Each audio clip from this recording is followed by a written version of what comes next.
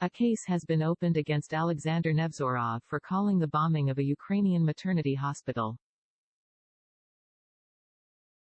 The bombing of a Ukrainian maternity hospital. Russia's investigative committee accuses Nevzorov, a Russian journalist and former MP, of deliberately spreading false information about the event which happened in Mariupol, Ukraine earlier this month.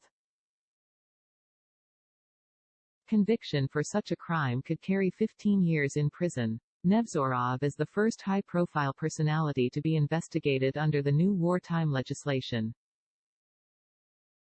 Russia asserts the hospital in Mariupol had been all but evacuated prior to the attack and occupied by ultra-nationalist fighters.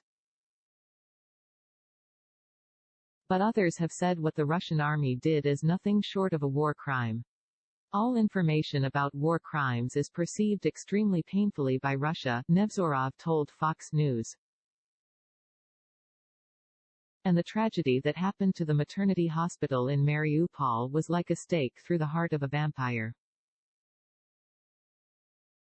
And they, of course, went mad. They explicitly announced a ban on talking about the subject at all.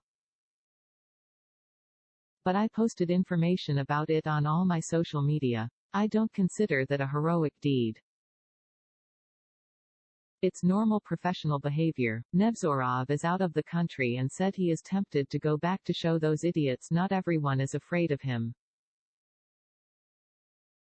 But he presumes returning would mean jail time and perhaps prefers to keep writing about what's going on from afar.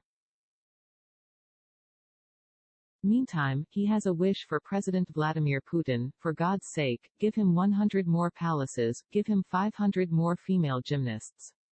He says, gymnasts being a reference to Alina Kabava, Putin's rumored girlfriend or wife and perhaps mother of some of his children. She was an Olympic rhythmic gymnast. Nevzorov continued his train of thought, so he will not carry out his schizophrenic schemes to become lord of the world.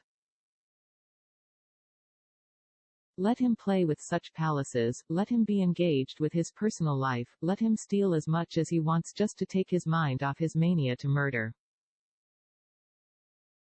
But then he pauses and seems to think twice about the palace comment, which refers to a $1 billion Italianate palace in Gelendzhik on the Black Sea that opposition leader Alexei Navalny and his team say belongs to President Putin. They released an investigative video about it last year that's been viewed well over 100 million times. Putin's palace stands in a country where 40 million people have no sewage system. If you take all the Russian latrines made of boards with a hole in the floor, where you have to sit in freezing temperatures of -30 degrees, and put them together, they would take up an area the size of Chicago. Nevzorov is doubtful anyone can convince Putin to change his mind about the war.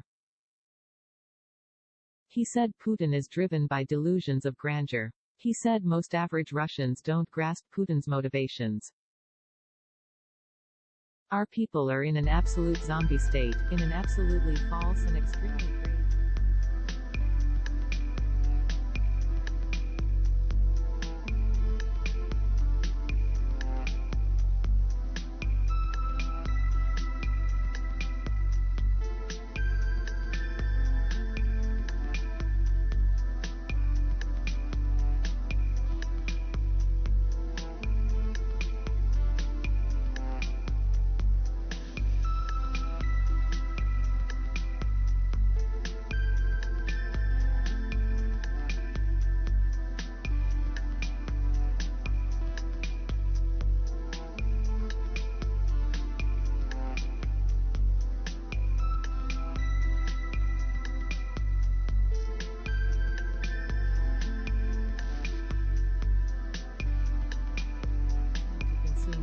State-run media.